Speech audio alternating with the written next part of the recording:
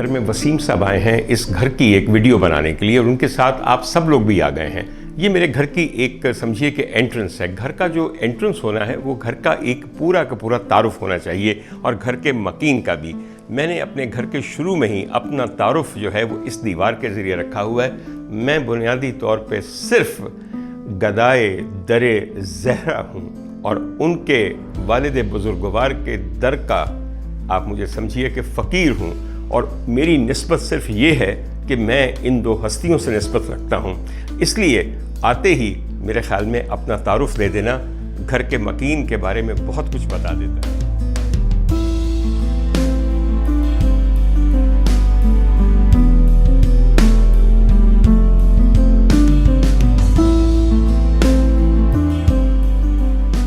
जो चीज़ें आप जमा करते हैं वो जाहिर है कि अपने घर में ही उनको बसाते हैं, ताकि वो और आप दोनों एक घर में एक साथ बस सकें। हर चीज़ के साथ एक याद है, हर चीज़ के साथ कई ऐसी बातें मुंसलिक हैं जो कि अपनी ज़िंदगी के मुख्तलिफ अदवार से जुड़ी हुई हैं, और यही इन सब चीज़ों के साथ रहने का एक लुत्फ़ और मज़ा है।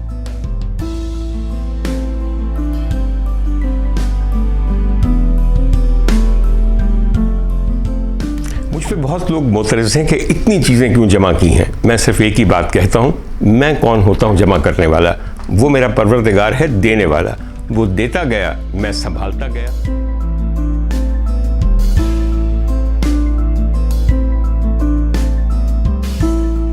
मुझे बहुत सी चीज़ें अपने वालिदैन से विरसे में मिली। वो क्या कमाल लोग थे, मगर असल विरासत वालिदैन से चीज़ें नहीं होती, एक ख़ास किस्म की तरबियत होती है जिसका कोई नेमुल बदल ही नहीं।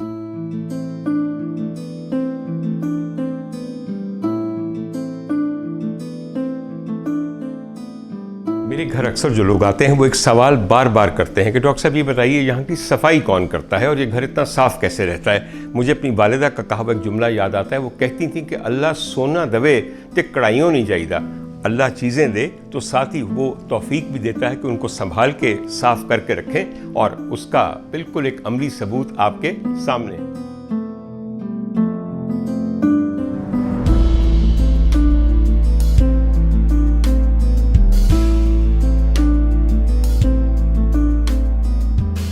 सोने का कमरा है। मैं जिस कमरे में पैदा हुआ था वो बिल्कुल इस कमरे की तरह का था, और मैंने उसको दोबारा रिक्रिएट किया है ताकि मुझे अपनी पैदाइश से लेकर अपने बुढ़ापे तक का एक तसलसल जोड़ने में मदद मिले।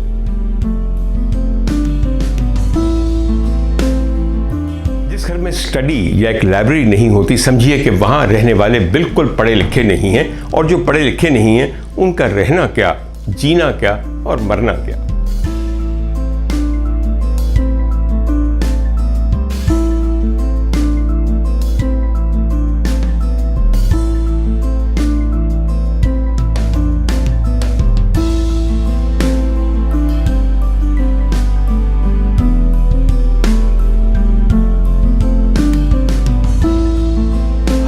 घर में रहता है, मगर एक शहर में भी तो होता है वो घर, और वो पूरा शहर भी उसका घर होता है। मेरे घर का ये कमरा इस शहर निगारा लाहौर के नाम। कमरे के चारों तरफ देखिए तो आपको लाहौर की कोई ना कोई निशानी नजर आती है। यहाँ पे मार्बल के अंदर पिच्चीकारी का काम, जिसे पेट्राड्यूरा कहते हैं। उसके बाद अगर आप फिरते जाइए तो संगे सुर्ख और लाहौर का एक गहरा ताल्लुक है, और यहाँ पे तो नाम है मेरे सरकार के और मेरे परवरदिगार के संगे सुर्ख में कुंदा हुए।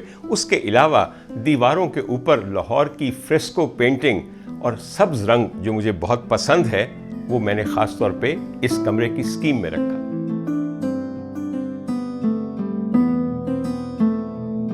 आर्टवर्क बहुत सारा हो तो दीवारों को भरना पड़ता है, और आजकल इस स्टाइल की वॉल को कहा जाता है गैलरी वॉल, यानी कि जैसे किसी आप आर्ट गैलरी में हैं। मेरे घर में जा बजा आपको गैलरी वॉल नज़र आएगी, जिनमें से एक ये मेरे पीछे है, चुगताई साहब, उसके बाद ज़ैनुल आबिदीन साहब, राजा रवि वर्मा, जमील नक्श और अहमद परवेज साहब, और बाकी भी बहुत बड़े बड़े आर्टिस्ट।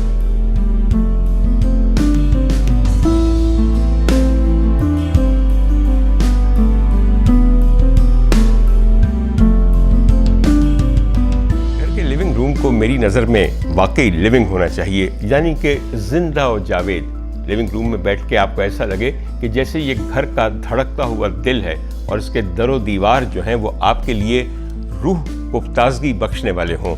मैं थोड़ा सा इक्लेक्टिक मैक्सिमलिज्म के अंदर बिलीव करता हूँ। मेरे लफ्ज़ पे गौर कीजिएगा, इक्लेक्टिक मैक्सिमलिज्म। जिसको नहीं पसंद वो अपने लिए मिनिमलिज्म चुन ले, मुझे ये पसंद है, मैंने अपने लिए ये चुना।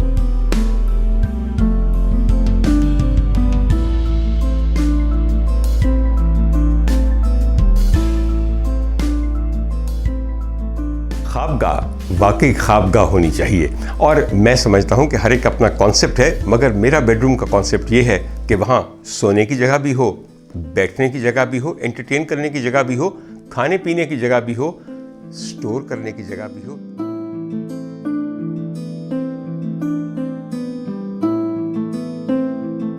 मेरे पसंदीदा मुसव्विरों में से एक जमील नक्श साहब थे। मेरा बचपन उनकी तस्वीरें और उनको देखते हुए गुजरा और आज भी मेरे बेडरूम में उनकी तस्वीरें आपको जाबजा नजर आएंगी।